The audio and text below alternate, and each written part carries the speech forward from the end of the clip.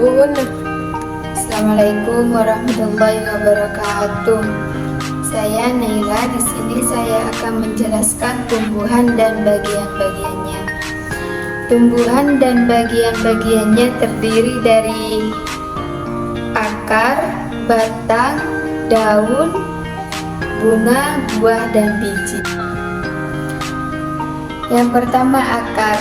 Akar adalah organ tumbuhan yang berfungsi untuk menyerap air dan nutrisi dari tanah, menambatkan tumbuhan, dan kadang-kadang menyimpan cadangan makanan.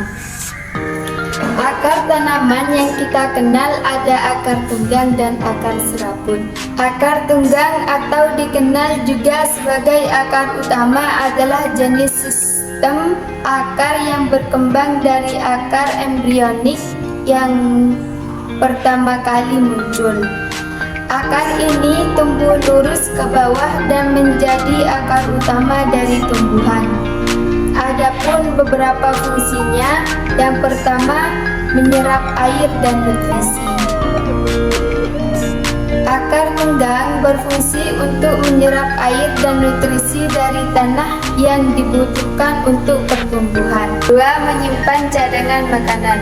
Beberapa tanaman menyimpan cadangan makanan dalam akar tunggang, seperti wortel dan lebah. 3. Dukungan dan stabilisasi. Akar tunggang memberikan dukungan dan stabilisasi bagi tanaman dengan cara menancap kuat ke dalam tanah. Ini membantu tanaman berdiri tegak dan tidak mudah roboh.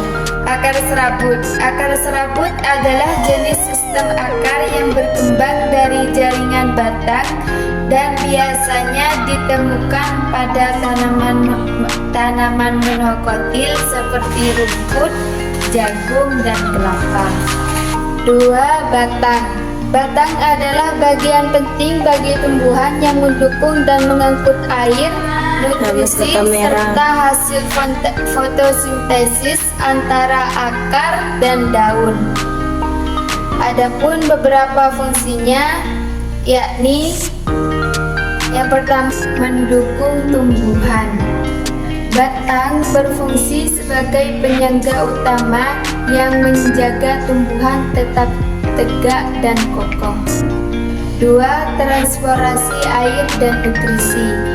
Xilem dan batang mengangkut air dan nutrisi dari akar ke daun, sementara floem mengangkut hasil fotosintesis dari daun ke seluruh tumbuhan. 3. Penyimpanan cadangan makanan. Beberapa tanaman menyimpan cadangan makanan dalam batang, seperti gula, pati, dan air. Contohnya, kaktus menyimpan air dalam batangnya untuk bertahan hidup di lingkungan yang kering. 4. Pertumbuhan dan adaptasi. Batang memungkinkan tanaman untuk tumbuh ke arah cahaya yang menjauh dari gravitasi. 5. Reproduksi vegetatif.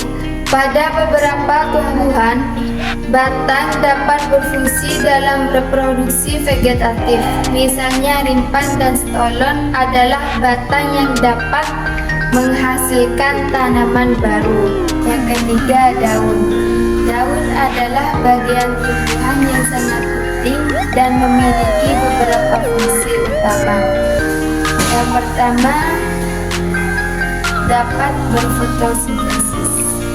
Fungsi utama daun tidak lain adalah dapat berfotosintesis, yaitu proses di mana daun mengubah sinar matahari menjadi energi kimia melalui klorofil yang ada dalam daun.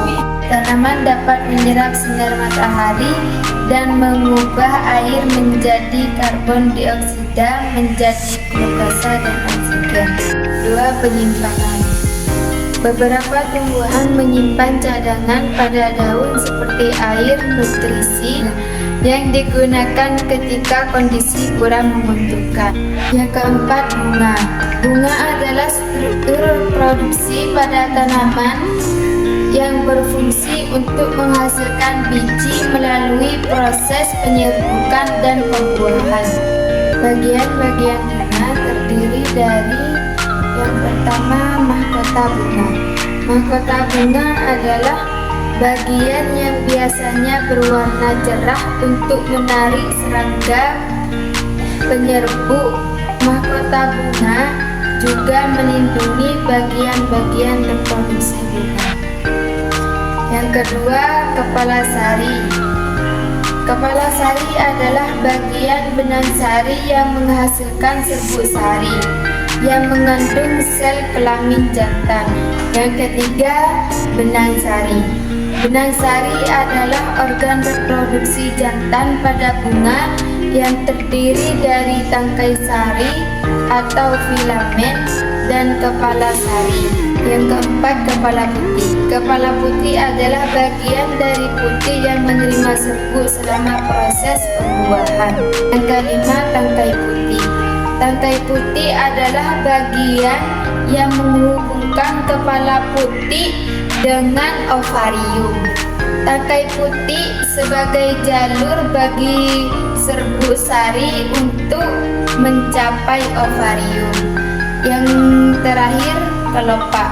Kelopak adalah bagian luar dari bunga yang melindungi bunga saat masih dalam bentuk kuncup. Selanjutnya, buah dan biji. Buah dan biji adalah hasil dari reproduksi pada tumbuhan dan berbunga. Buah sebagai cadangan makanan untuk perkecambahan biji dan melindungi biji. Sedangkan biji sebagai pembentuk tumbuhan baru, alat perkembangbiakan, dan cadangan makanan.